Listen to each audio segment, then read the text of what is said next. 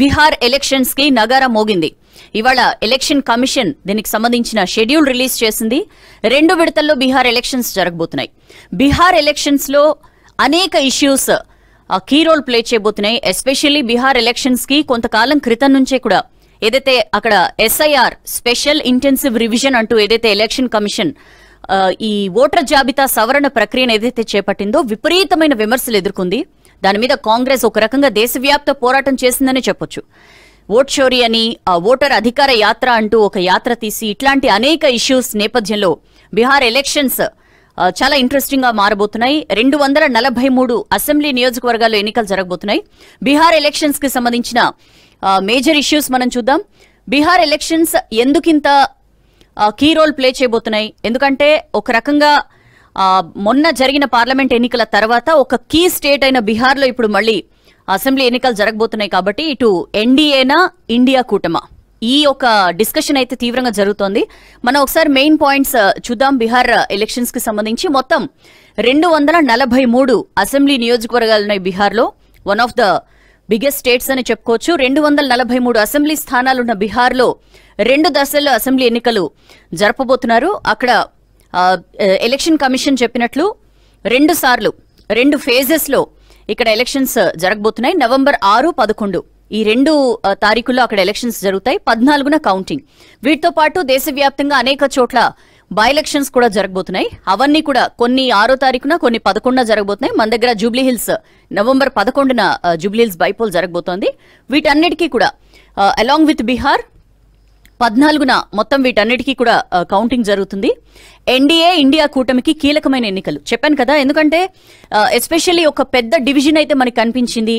అబ్ key bar 400 పార్ అంటూ ఏదైతే ఒక నినాదంతో ఎన్డీఏ కూటమి ఎలక్షన్స్ కి వెళ్లిందో మొన్న జరిగిన పార్లమెంట్ ఎలక్షన్స్ లో 400 పార్ కాదు, నితీష్ కుమార్ అండ్ చంద్రబాబు నాయుడు లేకపోతే ఎన్డీఏ కూటమి అధికారంలోకి రాలేని ఒక సిచ్యుయేషన్ ని క్రియేట్ చేసిన పరిస్థితి. సో ఒక రకంగా ప్రజలకి దూరం అయింది, ప్రజలు బుద్ధి చెప్పారు ఎన్డీఏకి అంటూ ఇట్లాంటి అనేకమైన విమర్శల్ని కూడా ఎదుర్కొన్న సిచ్యుయేషన్. వీటన్నిటి నేపథ్యంలో జరగబోతున్న ఒక ఇంపార్టెంట్ ఎలక్షన్ గా దీన్ని చూడొచ్చు. ఇద్దరు కూడా ఇటు ఎన్డీఏ అండ్ అటు ఇండియా 2 కూటములు కూడా దీన్ని చాలా ప్రెస్టీజియస్ గా తీసుకున్న పరిస్థితి. ప్రజలు మా వెంటే ఉన్నారు. అఫ్ కోర్స్ మధ్యలో కొన్ని హర్యానా ఇట్లాంటి స్టేట్స్ కి ఎలక్షన్స్ జరిగినా మెయిన్ గా బీహార్ లాంటి ఒక స్టేట్ లో మాత్రం ఖచ్చితంగా మనం తేల్చుకుందామనే ఒక ఢీ అంటే ఢీ అనే ఒక సిచ్యుయేషన్ అయితే ఈ 2 కూటముల మధ్య కనిపిస్తోంది. ఎన్డీఏ కూటమిలో చిరాగ్ పాస్వాన్ ఎల్జేపీ ఉంది, జేడీయూ ఉంది, బీజేపీ ఉంది. అటు ఇండియా కూటమిలో ఆర్జేడీ ఉంది, Lalu Prasad Yadav party, RJD and Congress ప్రధానంగా మనకి కనిపిస్తున్నాయి. సో ఈ 2 కూటముల మధ్య ఢీ అంటే ఢీ అనే పోటీ మనకి కనిపిస్తోంది.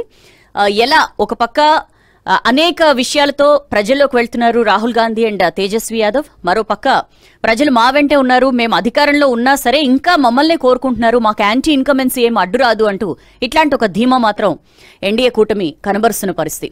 అధికారం కోసం మరోసారి ప్రయత్నిస్తోంది. ఖచ్చితంగా మేమేదైతే ప్రజారంజక పాలన అందిస్తున్నామో ప్రజలు మళ్లీ మాకే పట్టం కడతారు, మమ్మల్నే బలంగా కోరుకుంటున్నారు అంటూ కూడా ఎన్డీఏ ధీమా వ్యక్తం చేస్తున్న పరిస్థితి.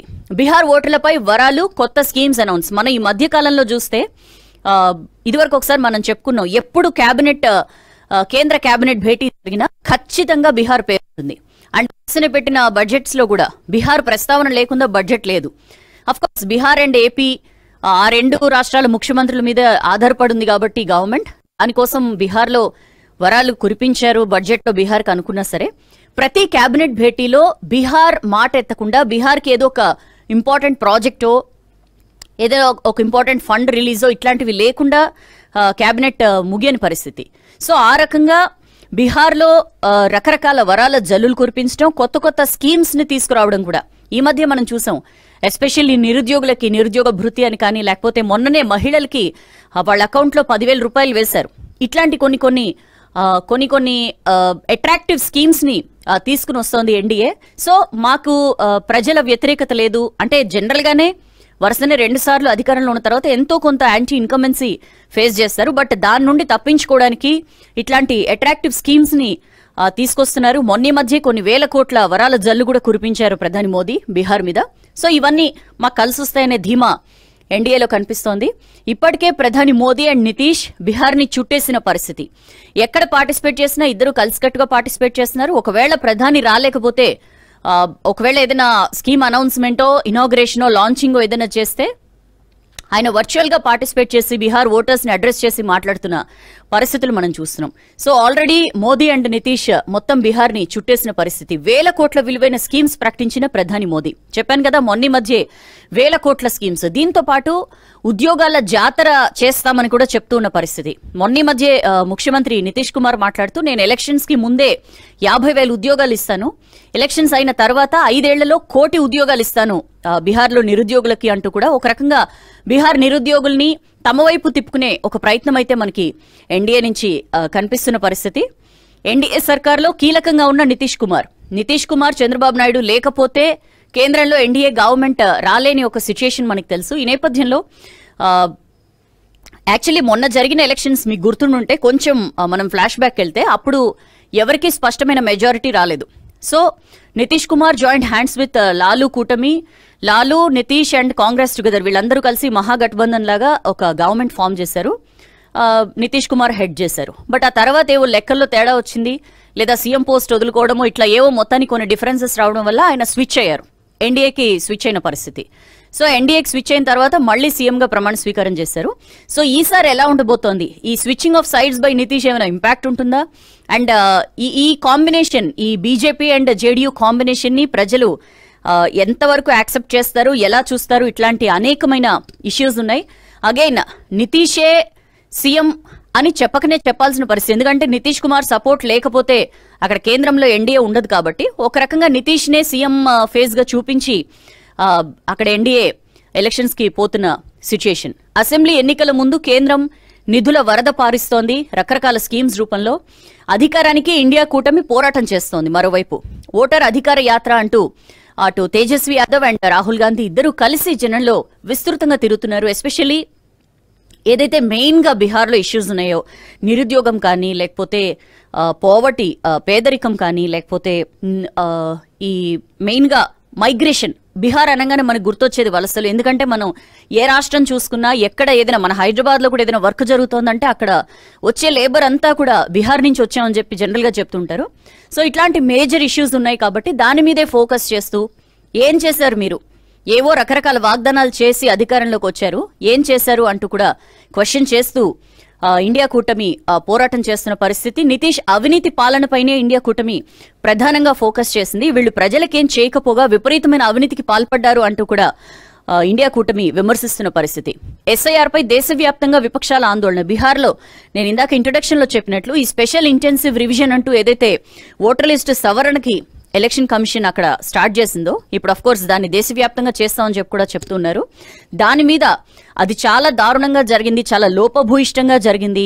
వాళ్లకు అనుకూలురైన వాళ్లనే అట్టిపెట్టుకున్నారు. ఎవరైతే ఇటు ఇండియా కూటమికి కాంగ్రెస్ లేదా దాని మిత్రపక్షాల వైపు ఎవరైతే ఓటర్స్ ఉంటారో నిర్దాక్షిణ్యంగా వాళ్ళందరినీ తొలగిస్తున్నారు అంటూ ఒక రకంగా విపక్షాలు, నాన్ బీజేపీ పార్టీస్ అన్ని కూడా దేశవ్యాప్త ఆందోళనకి పిలుపునిచ్చిన పరిస్థితి.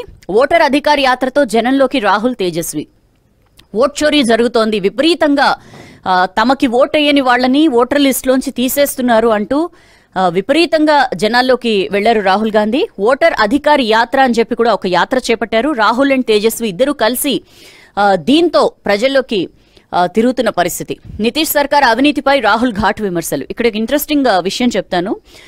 సరే, రాహుల్ గాంధీయో తేజస్వి యాదవో నితీష్ కుమార్ పాలన మీద విమర్శలు చేస్తే ఒక రకం, జనరల్ గా వాళ్ళు ప్రతిపక్షాలు కాబట్టి. బట్ ఎన్డీఏలో మిత్రపక్షం ఏదైతే ఉందో ఎల్జేపీ, లోక్ జనశక్తి పార్టీ, చిరాగ్ పాశ్వాన్, ఆయన కూడా అనవసరంగా మద్దతు ఇచ్చాను నితీష్ కుమార్ కి, ఆయన సీఎం అవుతారంటే అనవసరంగా మేము మద్దతు ఇచ్చామంటూ ఇట్లాంటి కొన్ని కామెంట్స్ ఈ మధ్యకాలంలో మనం చూసాం. అదేంటి చిరాగ్ పాశ్వాన్ ఎన్డీఏ పార్ట్నర్ కదా అని చెప్పి మనకి డౌట్ రావచ్చు. బట్ ఏదైతే కూటముల్లో జనరల్ గా ఈ సీట్ షేరింగ్ కి సంబంధించి ఏవైతే కొన్ని బ్లాక్ మెయిలింగ్ టాక్టిక్స్ అనో ఇంకో ఏ రకంగా దానికి ఏ పేరు పెట్టుకున్నా, సో దానిలో భాగంగానే చిరాగ్ పాశ్వాన్ కామెంట్స్ అని చెప్పి కూడా కొంతమంది ఎక్స్పర్ట్స్ చెప్తున్నారు. బట్ వీళ్లే కాకుండా నితీష్ కుమార్ అవినీతి గురించి, నితీష్ కుమార్ మీద విమర్శల విషయంలో ప్రతిపక్షాలే కాకుండా సొంత కూటమిలోని వ్యక్తి కూడా కామెంట్ చేయడం అనేది చాలా ఒక ఇంట్రెస్టింగ్ ఆస్పెక్ట్ గా మనం ఇక్కడ చూడొచ్చు. ఇక బీహార్లో జన్ సురాజ్ పార్టీ ప్రశాంత్ కిషోర్ చాలా కీ రోల్ ప్లే చేయబోతున్నారు. Who is Prashant Kishor? మనందరికీ తెలిసిందే, పరిచయం అక్కర్లేని పేరు.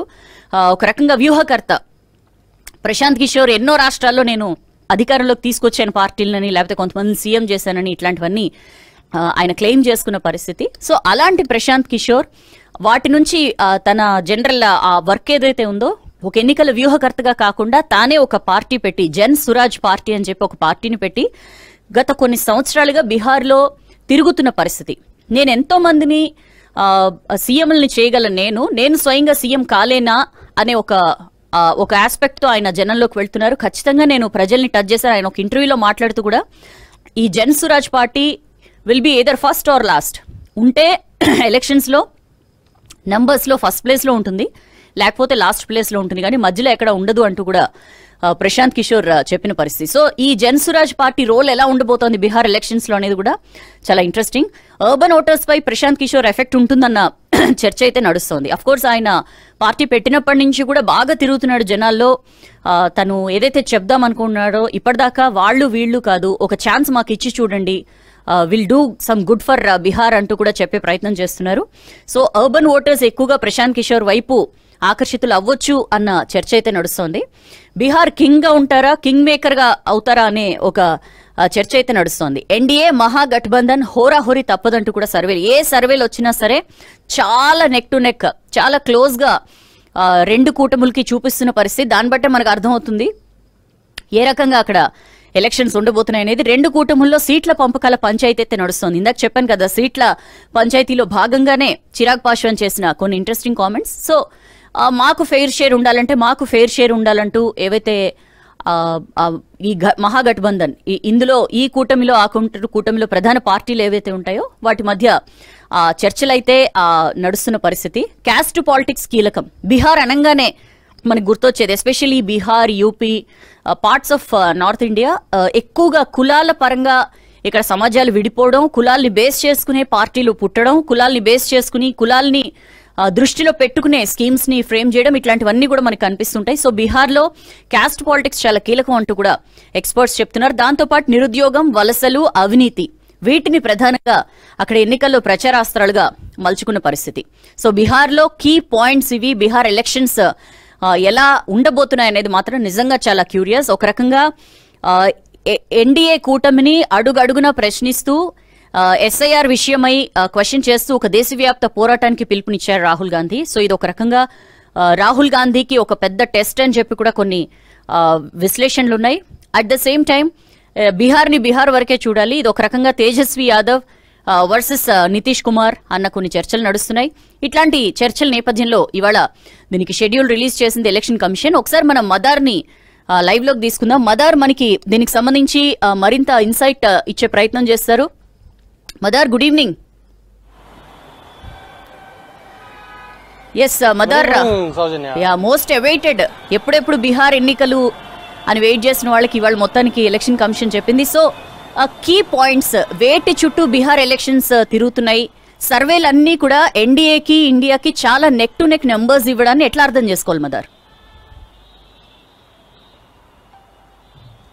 ఖచ్చితంగా ఇటీవల కాలంలో ఏ ఒక రాష్ట్రానికి ఎన్నిక జరగబోతుంది అంటే ఇంత ఇంట్రెస్ట్ గా ఎదురు చూసినటువంటి ఎన్నిక మాత్రం బీహార్ అని చెప్పుకోవాలి. ఆ లోక్సభ ఎన్నికల తర్వాత హర్యానా జరిగినాయి, ఆ తర్వాత మహారాష్ట్ర లాంటి రాష్ట్రాలకు ఎన్నికలు జరిగినప్పటికీ కూడా ఏ రాష్ట్రంలో కూడా ఇంత ఇంట్రెస్ట్ క్రియేట్ కాలేదు. అలాగే ఎన్నికల కమిషన్ కూడా ఇంత ఎక్సర్సైజ్ చేసినటువంటి రాష్ట్రం కావచ్చు, లేకపోతే ఇంతగా డిఫెండ్ చేసుకున్నటువంటి రాష్ట్రం కానీ ఏది లేదు. బీహార్కు సంబంధించి ఎస్ఐఆర్ ప్రక్రియ మొదలైనప్పటి నుంచి కూడా బీహార్ చుట్టూనే రాజకీయం అంతా కూడా నడిచింది. రెండు జాతీయ పార్టీలు బీజేపీ, కాంగ్రెస్ రెండు కూడా ఎస్ఐఆర్ పైనో లేకపోతే బీహార్కు సంబంధించినటువంటి ఇష్యూస్ పైనో ఏదో ఒక అంశం పైన పూర్తిగా తిరిగింది. లాస్ట్ పార్లమెంట్ సెషన్ అయితే మొత్తంగా వైప్ అవుట్ అయిపోయింది. ఈ కేవలం ఎస్ఐఆర్కి సంబంధించినటువంటి ఇష్యూ పైనే చర్చ జరపాలనేటువంటి అంశం పైన విపక్షాలు పట్టుబడటం కావచ్చు, ముఖ్యంగా ఓట్ చోరీ అంశం చుట్టూ ప్రధానంగా నడిచింది. పార్లమెంట్ ఉభయ సభలు కూడా వాయిదాలు పడ్డ సందర్భాలు ఉన్నాయి. దాని తర్వాత బయట రాహుల్ గాంధీ ఆందోళనలు చేసినటువంటి సిచ్యువేషన్స్ ఉన్నాయి. ఓవైపు ఎలక్షన్ కమిషన్ కలిసేటువంటి ప్రయత్నాలు ఇవన్నీ కూడా జరిగినాయి. వీటితో పాటు ఇటు బీజేపీ ఎన్డీఏ కూటమి కూడా అధికారంలో ఉంది. అక్కడ దాని అధికారాన్ని కాపాడుకోవడానికి ఎన్ని ప్రయత్నాలు చేయాలో అన్ని ప్రయత్నాలు కూడా ఎన్డీఏ కూటమి నుంచి చేశారు. ముఖ్యంగా ఇటీవల కాలాల్లో కేంద్ర కేబినెట్ భేటీ అవుతుందంటే ఖచ్చితంగా బీహార్ రాష్ట్రానికి ఏదో ఒక కొత్త ప్రాజెక్టో లేకపోతే కనీసం ఒక రైల్వేకి సంబంధించినటువంటి డబ్లింగ్ లైన్ ఇవ్వడమో లేకపోతే ఒక జాతీయ ప్రాజెక్ట్ని నేషనల్ హైవేస్ ని అలాట్ చేయడమో లేకపోతే ఏదో ఒక యూనివర్సిటీని ప్రారంభించడమో ఇట్లాంటి అనౌన్స్ చేయడమో ఏదో ఒక మేజర్ డెవలప్మెంట్ జరిగింది. మీరు అన్నట్టుగా వేల కోట్ల రూపాయలకు సంబంధించినటువంటి అభివృద్ధి పథకాలను ప్రారంభించడమో లేకపోతే శంకుస్థాపనలు చేయడమో నేరుగా ప్రధాని మోడీ ఆ కార్యక్రమాల్లో పాల్గొనడమో లేకపోతే ఢిల్లీలో ఉండి వర్చువల్ గా బీహార్కి సంబంధించినటువంటి యువతను ఉద్దేశించి మాట్లాడినటువంటి సందర్భాలు చూసాము. నిన్నగాక మొన్న ఒక వర్చువల్ మీటింగ్ లో బీహార్కి సంబంధించి ఒక 50 లక్షల మంది యువతకు ఎంప్లాయ్మెంట్ కల్పించింది మా ప్రభుత్వం ఎన్డీఏ ప్రభుత్వం అనేటువంటి కామెంట్ చేశారు. ఇక ఈ రోజు షెడ్యూల్ వచ్చే కొద్దిసేపటి ముందు నితీష్ కుమార్ ఏకంగా పాట్నాలో ఫస్ట్ ఫేజ్ ఆఫ్ మెట్రోకి సంబంధించిన ప్రాజెక్ట్ ని లాంచ్ చేశారు. ఇక ఒక లాస్ట్ మంత్ అనుకుంటా ఆల్మోస్ట్ 75 లక్షల మంది మహిళలకు ప్రతి మహిళ అకౌంట్లకు కూడా 10,000 రూపాయలు నేరుగా జమ చేసేటువంటి ఒక పథకాన్ని తీసుకొచ్చారు. ఇటీవల కాలంలో నిరుద్యోగ భృతి వంటి ఒక కార్యక్రమాన్ని తీసుకొచ్చారు. వీటితో పాటు ఉద్యోగాలకు సంబంధించి 50,000 కొత్త ఉద్యోగాలు క్రియేట్ చేయడంతో పాటు నెక్స్ట్ కమింగ్ అప్ 5 years లో 1 కోటి మందికి ఉద్యోగాలు కల్పిస్తామనేటువంటి హామీలు ఇవ్వడం ఇట్లా ప్రతిదీ కూడా ఎన్నికల చుట్టూనే జరిగింది. దాంతో పాటు యువతను లేకపోతే మహిళలను ఎందుకంటే పెద్ద సంఖ్యలో మహిళా ఓటర్లు ఉన్నారు. ఆల్మోస్ట్ 3,50,00,000 లక్షల వరకు మహిళా ఓటర్లు ఉన్నారు. 3,98,00,000 వరకు పురుష ఓటర్లు ఉన్నారు. మహిళలు చాలా కీ రోల్ అనేది కూడా పోషిస్తారు కాబట్టి వారిని ప్రసన్నం చేసుకోవడం పైన ఎక్కువగా ఫోకస్ చేసింది. లాస్ట్ టైం మధ్యప్రదేశ్ ఎన్నికల్లో లాడ్లీ బహన్ అనేటువంటి పథకం మధ్యప్రదేశ్ ఎన్నికల ముఖ చిత్రాన్ని మార్చేసింది. సరిగ్గా ఎన్నికల ముందు అక్కడ కూడా బీజేపీ గవర్నమెంట్ ఉంది. వారు కూడా సరిగ్గా ఎన్నికల ముందు ఈ లాడ్లీ బహన్ అనేటువంటి పథకాన్ని తీసుకొచ్చారు. ఢిల్లీలో కూడా ఆల్మోస్ట్ సేమ్ ఫ్యాక్టర్ ఇంపాక్ట్ చూపెట్టింది. ఢిల్లీకి సంబంధించి మహిళలకు సంబంధించి ప్రతి నెల డబ్బులు వేస్తామనేటువంటి ఒక కొత్త పథకాన్ని తీసుకొచ్చింది. బట్ అవి ఇంప్లిమెంట్ అయ్యాయా లేదా అనేది పక్కన పెడితే ఎన్నికల సందర్భంలో మాత్రం దాని చుట్టూ తిరగడానికి దాని చుట్టూ ఒక ప్రచారం చేసుకోవడానికి ఇదంతా కూడా ఉపయోగపడుతుంది. లాస్ట్ టైం మధ్యప్రదేశ్ ఎన్నికల్లో ఆ పథకం సక్సెస్ఫుల్ గా ఇంప్లిమెంట్ చేశారు. దాంతో ఆ గవర్నమెంట్ అక్కడ ఫామ్ చేయగలిగారు. ఇప్పుడు కూడా సేమ్ బీహార్ లో కూడా సేమ్ అదే తరహాలో మహిళల కోసం సపరేట్ గా ఒక పథకాన్ని తీసుకొచ్చారు. ప్రతి మహిళా అకౌంట్ లో 10,000 రూపాయలని జమ చేశారు. అయితే ఇక్కడ 2 కీలకమైనటువంటి అంశాలు. ఒకటి బీహార్కు సంబంధించి ప్రస్తుతం ఎన్డీఏ గవర్నమెంట్ నితీష్ కుమార్ నేతృత్వంలో పనిచేస్తున్నటువంటి ప్రభుత్వం ఏవైతే తాయిలాలు ప్రకటిస్తుందో అంతే ఆపోజిట్ లో రాహుల్ గాంధీ అలాగే తేజస్వి యాదవ్ ఇద్దరు కూడా ఓట్ చోరీకి సంబంధించినటువంటి అంశానికి సంబంధించి ముఖ్యంగా ఎస్ఐఆర్ ఎప్పుడైతే తెరపైకి వచ్చిందో సుమారు 64 లక్షల వరకు ఓట్లను తొలగించారు. దాంట్లో ప్రధానంగా విపక్షాలకు అనుకూలంగా లేకపోతే ఆ వర్గాలకు అనుకూలంగా ఉన్నటువంటి ఓట్లను మాత్రమే తొలగించారు. శాస్త్రీయత లేదు, వాటికి సంబంధించినటువంటి ఇష్టారాజ్యంగా వాటికి సంబంధించినటువంటి ఓట్లను తొలగించారు అనేది ప్రధానంగా ఉన్నటువంటి ఆరోపణ. వాటి చుట్టూనే వీరికి సంబంధించినటువంటి యాత్ర అంతా కూడా జరిగింది. రాహుల్ గాంధీ అయితే ఏకంగా ఒక పాదయాత్రను కూడా నిర్వహించారు జన అధికార్ యాత్ర పేరుతోటి. దాంట్లో చురుగ్గా తేజస్వి యాదవ్ కూడా పాల్గొన్నారు. వీటికి సంబంధించినటువంటి అంశాలతో పాటు నిరుద్యోగానికి సంబంధించి ప్రధానంగా మేజర్ గా చర్చ జరిగేటువంటి అంశం బీహార్కు సంబంధించి. ఎందుకంటే చాలా వరకు బీహార్ రాష్ట్రం నుంచి ఎక్కువగా వలసలు వెళ్తా ఉంటారు. ఆ రాష్ట్రంలో చాలా వరకు కూడా ఉపాధి అవకాశాలు చాలా తక్కువ ఉంటుంది. ఒకవేళ ఉపాధి అవకాశాలు ఉన్నా వారికి వచ్చేటువంటి డబ్బులు సంపాదించేటువంటి డబ్బులు కూడా చాలా తక్కువ మొత్తంలోనే వారికి లభిస్తూ ఉంటాయి. కాబట్టి వేరే రాష్ట్రాల్లో ముఖ్యంగా తెలంగాణ వంటి రాష్ట్రాలకు ఎక్కువగా వలస వస్తారు. అక్కడ వారికి ఎక్కువ మొత్తంలో డబ్బులు అనేది కూడా దొరుకుతాయి. దాంట్లో భాగంగానే వలసలన్నీ కూడా జరుగుతాయి. లాస్ట్ టైం ఎన్నికల్లో కూడా యువత ఎక్కువ కీ రోల్ పోషించారు. తేజస్వి యాదవ్ నేతృత్వంలో ఆర్జేడీకి సంబంధించి ఎక్కువ సీట్లు గెలవడంలో ఆ నినాదమే ఎక్కువగా పనిచేసింది. అప్పుడు మహాగఠబంధన్ పేరుతోటి నితీష్ కుమార్ కూడా కాంగ్రెస్ అలాగే ఆర్జేడీ 3 కూడా కలిసి ప్రభుత్వాన్ని ఏర్పాటు చేశాయి. అప్పుడు ఎన్నికల ప్రచారంలో ప్రధానంగా ఉపయోగించుకుంది. ఆర్జేడీకి సంబంధించి నిరుద్యోగ సమస్యను రూపుమాపుతాము, దానికి సంబంధించి ఉద్యోగ కల్పన పైన ఎక్కువ ఫోకస్ చేస్తామంటూ కూడా గత ఎన్నికల సందర్భంలో హామీ ఇచ్చారు. ఆ హామీకి కూడా ఆర్జేడీకి ఎక్కువ సంఖ్యలో యువత మద్దతుగా నిలిచినటువంటి సందర్భాలు కూడా మనం లాస్ట్ టైం ఎలక్షన్స్ లో చూసాం. ఇప్పుడు కూడా అదే సీన్ రిపీట్ అవుతుంది. లేకపోతే ఎందుకంటే ప్రజలకు సంబంధించి ఓట్లను తొలగింపు సందర్భం నుంచి మొదలు పెట్టుకుంటే వాటికి సంబంధించి ఇతర తాయిలాలు ప్రకటించడం కావచ్చు. ఎందుకంటే బీజేపీకి సంబంధించి ప్రధానంగా ఎక్కువగా మాట్లాడేది మేము ఫ్రీ బీస్ కి వ్యతిరేకము అనేటువంటి చెప్తూ ఉండేటువంటి బీజేపీ నాయకత్వం బీహార్ ఎన్నికలను ఎంత స్థాయిలో వాళ్ళు ప్రాధాన్యతగా తీసుకున్నారనడానికి ఒకే ఒక ఎగ్జాంపుల్ 75 లక్షల మంది మహిళలకు 10,000 రూపాయలు వారి అకౌంట్లో జమ చేయడం. ఫ్రీబీస్ కి ఫ్రీ రెమెడీస్ కి తాము వ్యతిరేకమని చెప్తూనే మరోవైపు ఓటర్లకు సంబంధించి ఈ ప్రత్యక్షంగా వారికి సంబంధించినటువంటి ఎన్నికలకు కొద్ది నెలల ముందు అంటే 1-2 months ముందు నేరుగానే వారి అకౌంట్లోకి డబ్బులు వేసి ఓట్లను కొనుగోలు చేసేటువంటి ప్రయత్నం చేస్తుందనేది ప్రధానంగా విపక్షాల నుంచి వస్తున్నటువంటి ఆరోపణ. వీటన్నిటికి సంబంధించి ప్రధానంగా చర్చ నడుస్తుంది. ఈ ఏవైతే బీజేపీ అలాగే ఎన్డీఏ అలయన్స్ చేస్తున్నటువంటి తాయిలాలు ఉన్నాయో తాయిలాలు ఒకవైపు జరుగుతూ ఉంటే చర్చ, మరోవైపు 10 ఏళ్లుగా నితీష్ కుమార్ అక్కడ సీఎంగా ఉన్నారు. అయినప్పటికీ కూడా నిరుద్యోగానికి సంబంధించినటువంటి సమస్య రూపుమాపలేదు, పేదరికానికి సంబంధించినటువంటి సమస్య అట్నే ఉంది. ఏ గవర్నమెంట్లు ఉన్నాయి, ఎన్డీఏలో భాగస్వామ్యంగా ఉన్నా లేకపోతే అంతకుముందు ఏ గవర్నమెంట్ లో ఉన్నా కూడా కేంద్ర ప్రభుత్వం నుంచి రాష్ట్రానికి తీసుకొచ్చుకునేటువంటి నిధులు వచ్చినప్పటికీ కూడా చాలా వరకు అవినీతికి సంబంధించినటువంటి అంశాలపైన కూడా చర్చ జరుగుతూ ఉంది. ఇటీవల కాలంలో అనేక బ్రిడ్జులు కొలాప్స్ అయినటువంటి ఘటనలు కూడా చూసాము. ఆ కొలాప్స్ అయినటువంటి బ్రిడ్జిల ఘటనలకు సంబంధించి మేజర్ గా బీహార్ నుంచి వచ్చినటువంటి ఘటనలు ఎక్కువ ఉన్నాయి. కాబట్టి ఓటర్లందరూ కూడా ప్రధానంగా ఈ 4 అంశాలు ఏవైతే ఒకటి తాయిలాలు, మరొకటి ఓట్ చోరీకి సంబంధించినటువంటి అంశము, మరొకటి నిరుద్యోగానికి సంబంధించినటువంటి అంశము, ఇంకొకటి అవినీతి, ఈ 4 అంశాల చుట్టూనే ప్రధానంగా చర్చ జరిగేటువంటి అవకాశం ఉంది. మరొక వైపు మీరు అన్నట్టుగా బీహార్ సంబంధించి ఖచ్చితంగా cost based politics, cost based political parties ఉన్న నేపథ్యంలో వారికి ఏ మేరకు మద్దతుగా నిలుస్తారు, లాలూ ప్రసాద్ యాదవ్ ఏ మేరకు మద్దతు వారికి సంబంధించినటువంటి ఇంపాక్ట్ ఉంటుంది, దాంతోపాటు ప్రశాంత్ కిషోర్ కు సంబంధించినటువంటి ఇంపాక్ట్ ఏ మేరకు ఉంటుంది అనే దానిపైన పూర్తిగా బీహార్ కు సంబంధించినటువంటి ఎలక్షన్స్ ఫలితాలు ఉండబోతున్నాయి. Soujanya, right Madhar, will keep talking. So ఖచ్చితంగా ఇంట్రెస్టింగ్ ఎలక్షన్స్ దగ్గరలో ఉన్నాయనే చెప్పొచ్చు. November 6th and 11th 2 phases లో బీహార్ ఎలక్షన్స్ జరగబోతున్నాయి. ఏదైతే అధికార పార్టీ ఉందో అధికార పార్టీ అవినీతి కానీ, ఉద్యోగం కల్పించలేకపోవడం కానీ ఇవన్నీ తమకు కలిసొస్తాయని చెప్పి ప్రతిపక్ష కూటమి ఆశిస్తున్న పరిస్థితి. బట్ అలాంటి అవకాశమే లేదు. కంప్లీట్ గా ప్రజలు మాతోనే ఉన్నారు.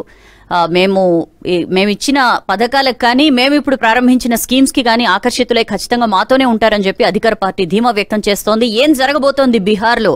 ఇవాళ ఎలక్షన్ కమిషన్ షెడ్యూల్ రిలీజ్ చేసింది. November 6, 11 2 ఫేజుల్లో ఎలక్షన్స్ జరగబోతున్నాయి. November 14న మన ముందు ఓటర్ ఏమనుకున్నాడన్న తీర్పు ఉంటుంది. దీనికి సంబంధించి రకరకాల అంచనాలున్నాయి, విశ్లేషణలున్నాయి.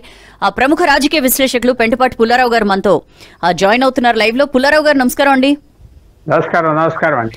సార్, పుల్లారావు గారు, ఫస్ట్ మీ అనాలిసిస్ ఏంటి? బీహార్ ఎలక్షన్స్ లో ముఖ్యంగా ఏ ఇష్యూస్ కీ రోల్ ప్లే చేయబోతున్నాయి? ఒకటి, 1977 నుంచి లాలూ ప్రసాద్ యాదవ్ ఒకటి పాలిటిక్స్ లో ఉన్నారు. 89 నుంచి డామినేట్ చేస్తున్నారు, 35 సంవత్సరాలు. నితీష్ కుమార్ 85 నుంచి ఉన్నారు. 2004 నుంచి ముఖ్యమంత్రిగా ఉన్నాడు. 9 సార్లు ప్రమాణ స్వీకారం అవ్వింది. వీరిద్దరి మధ్యన బీహార్ పాలిటిక్స్ నడుస్తూ వచ్చింది. ప్రజలు ఆలోచించేది ఏంటంటే ఇది ఇంకా మనకు తప్పరు వీళ్ళ జీవితంలో, తర్వాత వీళ్ళ పిల్లలు కూడా మళ్ళీ పరిపాలిస్తారని ఒక ఆలోచన ఉంటే ప్రశాంత్ కిషోర్ వచ్చాడు. ప్రశాంత్ కిషోర్ ఎన్నో రాష్ట్రాల్లో పనిచేసాడు. ముఖ్యమంత్రులందరినీ ఫస్ట్ నేమ్ పెట్టి పిలుస్తాడు. మీరు అది కూడా తెలుసుకోండి. ఆయనకంటే వయసు పెద్ద ఉంటే ఏదో పిలుస్తాడు కానీ లేకపోతే ఒరే అండో పిలుస్తాడు. అంత క్యాజువల్ మనిషి. అతను దిగాడు రాజకీయంలో, 2 సంవత్సరాలు బట్టి పనిచేశాడు. ఏమన్నా ఇంపాక్ట్ ఉంటుందా? ఉండదా? ఫస్ట్ టైం 35 సంవత్సరాల్లో సీరియస్గా ఒక 3వ పార్టీ సీరియస్గా పోయిన ఎలక్షన్ బీజేపీ అగెన్స్ట్ లాలూ, ఒకసారి నితీష్ అట్టే లేడు 2014లో అంతే. అందువల్ల ఈవేళ 2015లో ఈవేళ చూసేది ఏంటంటే మనం బీహార్లో ఆ పాత సిస్టమ్ కంటిన్యూ అవుతుందా? 50 సంవత్సరాలు బట్టి ఉన్నది, 30 సంవత్సరాలు బట్టి, 30 సంవత్సరాలు బట్టి సేమ్ యాక్టర్స్, వాళ్ళే ఆట ఆడేవారు, వాళ్ళే ప్లేయర్స్, అదే పాట. ఎన్ని సంవత్సరాలు చూస్తారు సినిమా డైలీ? అందువల్ల ఆ చేంజ్ వస్తుందా లేదా అది ప్రశ్న. చేంజ్ కొద్దిగా కనపడుతుంది, ఎక్కువ కాదు, కొద్దిగా కనపడుతుంది. సమయం వచ్చింది. ఆ చేంజ్ ప్రశాంత్ కిషోర్ ప్రశాంత్ కిషోర్ కి ఒక 10% ఓట్లు వస్తాయా? సర్వే అన్ని 15 వస్తాయి, ఆయన 30-40 వస్తాయి అంటున్నాడు, అది వేరే విషయం. నిజంగా 10-15% వస్తే ఎలక్షన్ తారుమారు అయిపోతుంది. గెలిచే వాళ్ళు ఓడిపోతారు, ఓడిపోయే వాళ్ళు గెలుస్తారు. సో మనం చెప్పలేకపోతున్నారు ఎవరు. ఇప్పుడు ఈ మూడో ఫ్యాక్టరు, మూడో పార్టీ వచ్చింది కాబట్టి ఎలా ఉంటాయి? పాత ఇష్యూస్ అన్నీ ఉన్నాయి. ఇది ఇచ్చాం, అది ఇచ్చాం, అది ఇచ్చాం, ఇది ఇచ్చాం, అది ఇచ్చాం. ఆంధ్రలో చెప్పారు, తెలంగాణలో చెప్పారు, తమిళనాడులో చెప్పారు. ఓట్లు వేయరు కదా ప్రజలు. ఆఖరికి ప్రజల పరిపాలన ఆ మొహానికి వేస్తారు, కులం చూస్తారు, మతం చూస్తారు. అలాగే 5-6 ఇష్యూస్ ఉన్నాయి. సో ఇప్పుడు బీహార్లో ఇది పెద్ద పరీక్ష. పాతే నడుస్తుందా? నితీష్ కుమార్ గెలిస్తే పాతే, నితీష్ కుమార్ ఓడిపోయి లాలూ ప్రసాద్ ఏదో వస్తే అది పాతే. సో కొత్త ఏమన్నా వస్తారా? చాలా మంది కొత్త వాళ్ళు దిగుతున్నారు. ఫేమస్ పీపుల్ ప్రశాంత్ కిషోర్తో టికెట్స్ అనౌన్స్ చేశాక ఆ 243 సీట్లు ప్రశాంత్ కిషోర్ ఎలాంటి వాళ్ళని పెడతాడు చూడాలి. ఇది నేను ఇవాళ మీకు పెద్ద మార్పు వస్తుందని చెప్పట్లేదు, ఎందుకంటే ఎలక్షన్ రోజున అది రాకపోతే మీరు నన్ను ప్రశ్నిస్తారు. మార్పు కనపడుతుంది. కానీ నేను చెప్పింది అందరూ ఆలోచన ఉంటారు. మీకు చూసుకోండి, 50 సంవత్సరాలు బట్టి లాలూ ప్రసాద్ ఫ్యాక్టర్, 30-40 సంవత్సరాలు బట్టి నితీష్ కుమార్, ఆయన రామ్విలాస్ పాస్వాన్ వెళ్ళిపోయి వాళ్ళ అబ్బాయి వచ్చారు. అలాగే వంశపాలకులు కూడా చాలా మంది 80% సీట్లు వాళ్ళే ఉన్నారు. సో కొత్త స్థలం కావాలి అంటే ఏం చేయాలి? కొత్త పార్టీకి వెళ్తారా? ఆంధ్రాలో లాగా, లేకపోతే తెలంగాణ లాగా, ఇంకా కేజ్రీవాల్ లాగా వెళ్ళారా? చూడకాలి, ఇది కొత్త బిగినింగ్. ఇంకో పాయింట్ కూడా మీరు జ్ఞాపకం పెట్టుకోవాలి సౌజన్య గారు. బీహార్ ఈ ఒక్క రాష్ట్రంలోనే ఇప్పుడు వరకు ఉత్తర భారత్, పశ్చిమ భారత్ తీసుకుంటే 15 రాష్ట్రాల్లో బీజేపీ ముఖ్యమంత్రి లేరు. ఈ ఒక్క రాష్ట్రం అంటే కాశ్మీర్లో, పంజాబ్లో లేరు, హర్యానాలో వచ్చాడు, ఢిల్లీలో వచ్చాడు, మధ్యప్రదేశ్, ఛత్తీస్గఢ్, రాజస్థాన్, గుజరాత్, హిమాచల్ ప్రదేశ్, జార్ఖండ్, అన్ని రాష్ట్రాల్లో హిందీ మాట్లాడే చోట బీజేపీ ముఖ్యమంత్రి. కానీ ఇక్కడ ఆ తెచ్చుకోలేకపోతున్నారు. ఈసారి కూడా రాదు, ఎందుకంటే ఆయన పోటీలు చేయలేరు, ఎమ్మెల్యేలు రాదు. కానీ ఏదో పెద్ద ఎక్స్పెరిమెంట్. ఇంకో విషయం కూడా మీకు చెప్తున్నా, బీహార్ నేపాల్కి బోర్డర్లో ఉన్నది. ఎక్కువ బోర్డర్ బీహార్తో ఉన్నది, 1000 కిలోమీటర్లు. అక్కడ జనం ఇక్కడ జనం ఒకటే. ఇక్కడి నుంచి అక్కడికి వెళ్ళారు 1 కోటి మంది, అక్కడి నుంచి ఇక్కడికి వచ్చారు. బీహార్లో ఎక్కువ మంది ఉంది. అక్కడ మన బీహార్లో అవ్వింది కూడా ఆ గొడవలవి ప్రభుత్వం తీసి ఇక్కడ ఇంపాక్ట్ వీళ్ళ మైండ్ మీద ఉన్నది అని నా భావన. అంటే ఎంతవరకు ఉంటుంది? దూకేస్తారా? కులం వదిలేసి, మతం వదిలి దూకరు అనుకోండి, కులం వదిలేసి దూకేస్తారా మార్పు కోసం? అంటే చూడాలి. చాలా పెద్ద మార్పు వస్తుంది. ప్రశాంత్ కిషోర్కి 10-15% ఓట్లు వస్తాయి. దేశం అంతా ఇప్పుడున్న ఎవరైతే ఎస్టాబ్లిష్ పార్టీస్ ఉన్నాయో వెనక్కి వెళ్ళిపోతుంది. ఆ ఇంపాక్ట్ విజయ్ తమిళనాడు వరకు అంతవరకు వెళ్ళిపోతుంది నెక్స్ట్. సో ఇది పెద్ద ఎలక్షన్, బీహార్ కీలకమైన ఎలక్షన్. నరేంద్ర మోడీ బీజేపీ గెలవాలి. గెలవకపోతే చాలా పెద్ద నష్టం వస్తుంది. కారణాలు చెప్పమంటే చెప్తా, బ్రేక్ ఉంటే బ్రేక్. సార్, మోదీ జగర్నాట్ ఒక పక్క, వాళ్ళు జనరల్ గా కూడా ఏ రాష్ట్రం మీద కన్నేసినా ఖచ్చితంగా తమ వైపు తిప్పుకుని తీరుతారు. మనం కొంతకాలంగా బీజేపీ ఎలక్షనీరింగ్ అనేది ఇవంతా కూడా చూస్తూ వస్తున్నాం. అలాంటి ఒక సిస్టమ్ ఒకవైపు ఉంటే, ఇటువైపు ఈ ఎస్ఐఆర్ స్పెషల్ ఇంటెన్సివ్ రివిజన్ అనే ఆస్పెక్ట్ ని తీసుకుని విపరీతంగా ప్రతిపక్షాలు ప్రచారం చేస్తున్న సిచ్యుయేషన్. ఇందాక నేను చెప్పినట్లు ఏ సర్వేలు తీసుకున్నా ఇద్దరికి కూడా నెక్ టు నెక్ కనిపిస్తోంది. సార్, వాళ్ళు అనౌన్స్ చేసిన స్కీమ్స్ తో రేవ్డీ కల్చర్, దేనికైతే మోదీ వ్యతిరేకమో అలాంటి రేవ్డీ కల్చర్ ని తీసుకొచ్చి విపరీతంగా 75 లక్షల మంది మహిళల అకౌంట్స్ లో 10,000 చొప్పున డబ్బు వేశారు. ఇవన్నీ కూడా యాంటీ ఇన్కంబెన్సీని బీట్ చేయగలవంటారా? అస్సలు చేయలేవు. మీకు ఏప్రిల్ 9, 10, 2019లో చంద్రబాబు నాయుడు 10,000, 20,000 ఇలా 50 లక్షల మంది ఆడోళ్ళకి వేసాడు. ఓడిపోయేదా లేదా? అవును సార్. మా గుడ్ మ్యాన్ జగన్ ఆయన అందరికీ ఇది ఇచ్చేది, ఓడిపోయేదా లేదా? కేసీఆర్ గారు కూడా ఓడిపోయాడు కదా, అన్ని ఇచ్చాడు. కేసీఆర్ రైతులకి ఇచ్చాడు. అది ప్రజలు కొంతవరకు ఫస్ట్ టైం ఇస్తే తింటారు, బాగానే ఉన్నారు. కానీ ఒక ఫ్యాక్టర్ ఉన్నది బీహార్లో. నరేంద్ర మోడీ అంటే రెస్పెక్ట్ ఉన్నది. నరేంద్ర మోడీ అంటే అక్కడ చాలా బోర్డర్ స్టేట్, మీరు మర్చిపోవద్దు, చాలా పొలిటికల్ స్టేట్. ఆయనంటే రెస్పెక్ట్ ఉన్నది. కానీ ఆయన ఎలక్షన్ కాదు ఇది. నితీష్ కుమార్ అంటే రెస్పెక్ట్ ఉన్నది. రెస్పెక్ట్ ఉంటే వీళ్ళిద్దరి మీద అది పనిచేస్తే గెలుస్తారు. ఈ ఏదో ఈ ఇచ్చేది కూడా ఇస్తున్నారు మంచి వాళ్ళు, మంచివాడు ఇస్తే కొంచెం తిందామని హ్యాపీగా ఉంటారు, చెడ్డవాడు ఇస్తే తింటారు, వేస్తారు లేదు. సో ఆ అడ్వాంటేజ్ ఉన్నది. కానీ అదర్ సైడ్ కూడా చక్కటి ఓట్ బ్యాంక్స్ పెట్టుకున్నారు, ఒక 1-2 కాస్ట్ పెట్టుకున్నారు, మైనారిటీస్ పెట్టుకున్నారు, దాని మీద వెళ్తున్నారు. కానీ ప్రశాంత్ కిషోర్ దిగాక ఒక పెద్ద ప్రాబ్లం వచ్చింది తేజస్వి యాదవ్కి. ఆయన సరిపడతాడా ముఖ్యమంత్రికి, ఆ ప్రశ్న వచ్చింది. ప్రశాంత్ కిషోర్ దిగనన్ని రోజులు అతను బాగానే వెళ్తున్నాడు, అపోజిషన్ అతను తప్ప ఎవరని. ఎప్పుడైతే ప్రశాంత్ కిషోర్ దిగారు, ప్రశాంత్ కిషోర్ బీఆర్ ప్రజలు 22% మంది ఈయన ముఖ్యమంత్రికి మంచి క్యాండిడేట్ అంటున్నారు. తేజస్వి యాదవ్ 40 నుంచి 35, 34 అయిపోయాడు. సో అది కూడా ఇంపాక్ట్ వస్తుంది రాను. ప్రశాంత్ కిషోర్ గెలిచినా గెలవకపోయినా అందరినీ తిడుతున్నాడు, అందరినీ విమర్శిస్తున్నాడు, అందరూ వింటున్నారు. ఆ తెలంగాణలో కూడా విని కదా బీజేపీ ఎంత హెక్టిక్ క్యాంపెయిన్ చేసింది కేసీఆర్ మీద, ఎంత చేసింది. కానీ వాళ్ళు గెలవలేదు, ఇంకో పార్టీ కాంగ్రెస్ పార్టీ గెలిచింది. ఏమవుతుంది బీహార్లో? ప్రశాంత్ కిషోర్ అటాక్ వల్ల నితీష్కి బెనిఫిటా, లేకపోతే ప్రశాంత్ కిషోర్ ఇద్దరిని అటాక్ చేస్తున్నారు కాబట్టి తేజస్వికి బెనిఫిట్? ఇక చెప్పలేం. 243 సీట్లు, ఎవ్రీ సీట్ పోటీ. తర్వాత మీరు అన్న బీజేపీ ఎలక్షనరీ. ఈ రాబోయే వారం రోజుల్లో కొన్ని ఓట్ బ్యాంక్స్ ఉన్నాయి జిల్లాలో, వాళ్ళు ఎవరైనా దూకేస్తారా టికెట్లు ఆ పక్కన ఇవ్వలేదని, అయితే చూడాలి. బీహార్లో లాస్ట్ మినిట్ మారిపోవటంలో తప్పులేదు, వాళ్ళు చక్కగా వెల్కమ్ చేస్తారు, చూడాలి ఏం చేస్తారో. కానీ Prashant Kishor little bit of shock, బీజేపీకి కూడా షాక్. ఎందుకంటే అతను తిడుతున్నాడు, ఏంటి వీడు చేసింది ఏంటి అన్నాడు. నితీష్ కుమార్ చేసేది మర్యాద, వెళ్ళిపోవాలి ఇంకా అంటున్నాడు. చేంజ్ అనేది మనం చాలా కేర్ఫుల్గా వాచ్ చేయాలి. ఒక్కోసారి పీపుల్ చేంజ్కి వెళ్తారు. మీకు తెలుసు కేజ్రీవాల్ బీజేపీని కాంగ్రెస్ని తరిమేసి బయటకు వచ్చేసారు 2013. అది మనం మర్చిపోకూడదు. అలాగే పంజాబ్లో కూడా చేశాడు. అకాలీస్, బీజేపీ, కాంగ్రెస్ అందరి తరివి 117 సీట్లలో 93 తెచ్చుకున్నాయి మొన్న. అది ఏమవుతుంది ప్రజల మైండ్లో? మన పాలిటీషియన్స్ ఏంటంటే కులం, ఏది డబ్బు, ఏది అది ఇచ్చానని చెప్తున్నారు. ఎంతవరకు ఉపయోగపడుతుంది ఆల్టర్నేటివ్ వస్తే? సో ఇవన్నీ ఫ్యాక్టర్స్ ఉన్నాయి. చాలా ఇంటెలిజెంట్ పీపుల్ కూడా ప్రిడిక్ట్ చేయట్లేదు ఏమవుతుందో. సో నేను కూడా కేర్ఫుల్గా ఏం చెప్తున్నానంటే ఇంట్రెస్టింగ్ ఎలక్షన్. తర్వాత చిన్న పాయింట్ ఇంకోటి కూడా మీరు జ్ఞాపకం పెట్టుకోవాలి. ఓట్ చోరీ అన్నారు కదా, అది కూడా తేలిపోతుంది ఈ ఎలక్షన్. ఒకవేళ తేజస్వి యాదవ్ గ్రూప్ కనుక పవర్ క్యాప్చర్ చెప్పితే దాంట్లో ఏం లేదని వచ్చేసిన అర్థం కదా. వాళ్ళు క్యాప్చర్ చేస్తే పవర్, ప్రజల మమ్మల్ని నమ్మారు, ఈ ఓటు దొంగతనంగా ఎంచుకున్నారు బీజేపీ, దేశం అంతా అల్లరి చేయొచ్చు. Critical election BJP.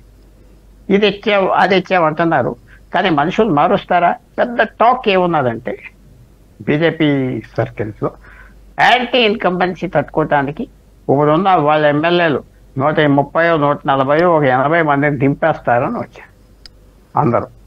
అది ఒక రకంగా కొంతవరకు హెల్ప్ చేస్తారు. కానీ ఒక 10% ఓట్లు ప్రశాంత్ కిషోర్ తీసుకుంటే ఎవరు ఓట్లు తీసుకుంటున్నారు, ఎవరు పోతారు? 2020లో ఆ సమయంలో చిరాగ్ పాస్వాన్ నితీష్ కుమార్ క్యాండిడేట్స్ మీద ఎమ్మెల్యేస్ పెట్టారు. 1% ఓట్ తీసుకున్నాడు అక్కడి నుంచి. వాళ్ళు 40 మంది ఓడిపోయారు. సో టైట్ ఫైట్స్లో ఏమవుతుంది మనం చెప్పలేం. ఎవరు లక్కీ హార్స్ దీంట్లో ప్రశాంత్ కిషోర్ వచ్చినందుకు, అది మాత్రం మనం వెయిట్ చేసి చూడాలి. ప్రశాంత్ కిషోర్ ఎఫెక్టివ్ క్యాంపెయిన్ మాత్రం చేశారు.